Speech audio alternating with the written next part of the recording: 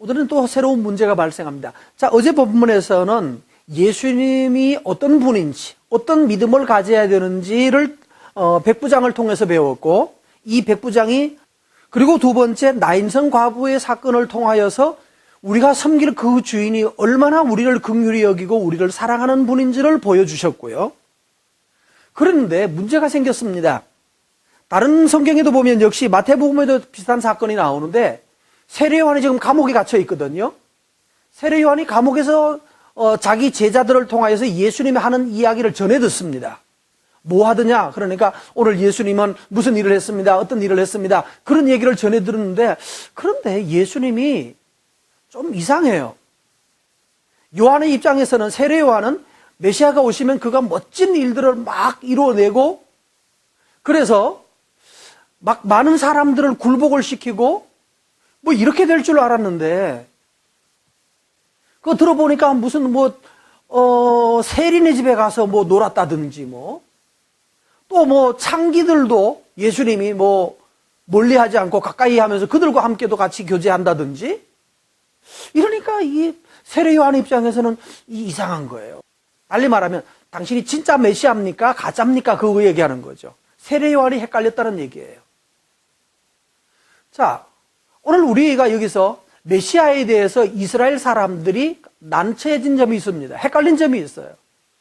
자기들이 생각했던 메시아는 멋진 메시아거든요. 로마를 막 물리치고 불의한 사람들을 다 내몰고 굴복시키고 이런 메시아가 올 줄로 기대했는데, 자기들이 만나본 또 전해 듣는 예수는 그렇게 썩 사회적 파장을 일으키지 못한다는 거예요. 주로 병든 사람들, 또 세리, 죄인, 이런 사람들하고 자꾸 어떻게 했다든지, 또 누구네 집에 가서 오늘은 밥 먹었다든지, 자꾸 밥 먹는 얘기나 하고. 그러니까 이상하다는 거예요. 그래서 질문을 했더니만은 예수님이 뭐라고 말씀하는가 하면, 병든 자를 고치고, 또 고통에 매인 사람을 풀어주고, 귀신 들린 자도 고쳐주고, 맹인도 보게 하고, 그럽디다. 예수님이 그렇게 말하라고 말했어요. 너희들이 지금 보고 있는 대로 내가 이런 일을 하고 있다. 다시 말해서 복음이 전파되고 있다. 라고 가서 말하라고. 그러면서 중요한 표현을 합니다. 실족하지 말라라고 했어요. 실족하지 말라. 나를 인하여 실족하지 않는 자가 복이 있다는 거예요. 자, 예수님을 보면서 사람들이 뭐라요? 실족을 한다는 거예요. 왜 실족을 할까요?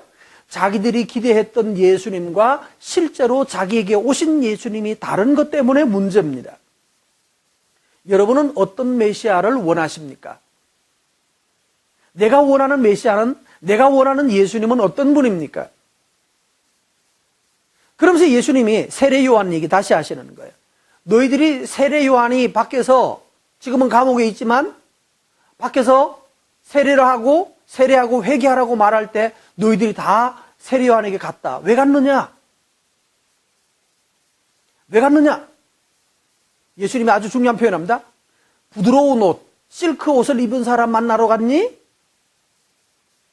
멋진 옷을 입고 비단 옷을 입고 아주 멋진 삶을, 호화로운 삶을 사는 사람을 만나러 갔느냐? 그렇다면 저 헤롯의 궁정으로 가야 될 것이다. 왕궁에 가면 그런 사람 많다. 그러나 너희들이 광야로 나가서 세례 요한을 만났던 이유가 뭐냐라고 묻습니다. 여기에 예수님이, 우리가 예수님께 나가는 이유가 뭐죠? 혹시 좋은 옷을 입은 사람, 부자된 사람, 성공한 사람, 그런 사람 만나러 갔나요? 만나기를 원하나요? 그런 예수님 만나기 원하나요? 그렇다면 어디로 가야 되나요? 성공하기를 원하는 사람은 저 시장에 가든지 장사하러 가든지, 아니면 사업에 성공한 몇 년 만에 몇 억 벌기 이런 걸 하든지, 아니면 고시 얼마나 패스 잘하기 이거 하는 사람들한테 가야 되죠. 아니면 주식의 고수 이런 사람 찾아가서 주식의 비법을 좀 전수받고 이런 걸 하러 가야 되는 겁니다. 다시 말해서 물질 축복을 바라는 사람은 예수님께 가면 실족합니다. 예수님은 그런 거 주겠다고 말씀하시는 분이 아닙니다. 분명히 과부의 아들을 고치신 분이고 그 백성을 사랑하시는 분이지만, 우리의 열망하는 것이 돈 문제라면 실족할 가능성이 많아집니다.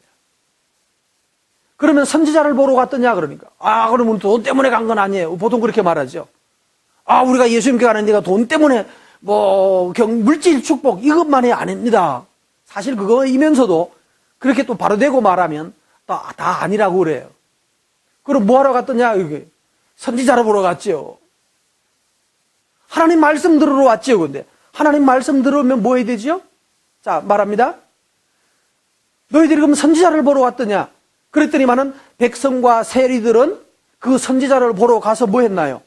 세례를 받았죠. 세례 요한을 보고 세례를 받아요. 그 세례를 받고, 세례 받는다는 말은 뭐죠? 회개한다는 뜻이잖아요.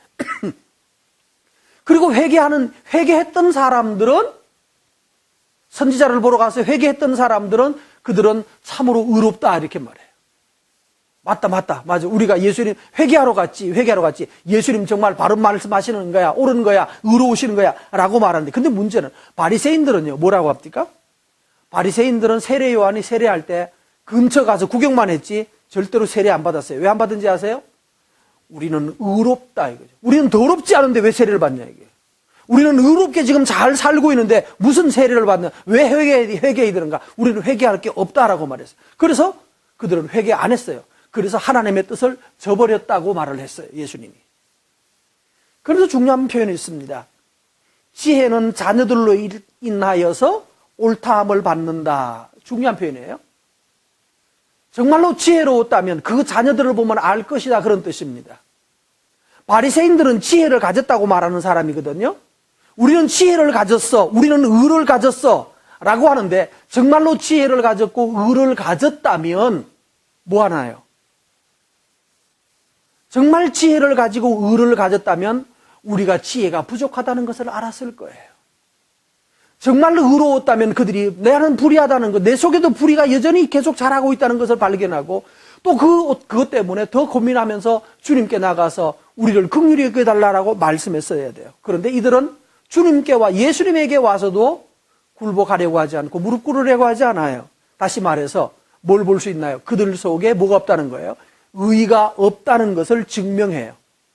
우리가 훌륭한 한 예수님 믿는 사람이라면 뭘로 증명될까요? 우리 자식들을 보면 증명이 될 것입니다. 내 자녀가 의로운 길을 하고 가고 있는지를 보면 내가 정말 의로운지를 증명할 것입니다. 다시 결론으로 한번 요약해 봅시다.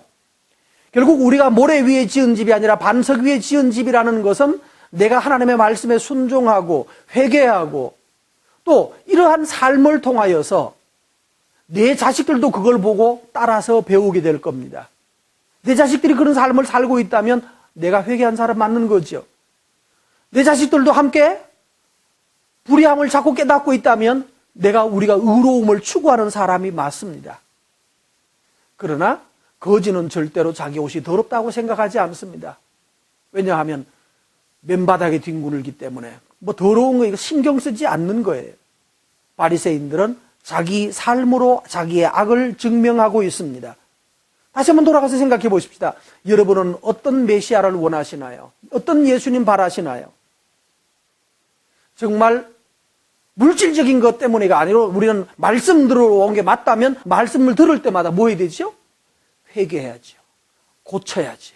적용해야죠. 앞에서 백부장으로 고렐료로 추정되는 백부장이 그러하였던 것처럼 회개하는 삶을 살아야 합니다.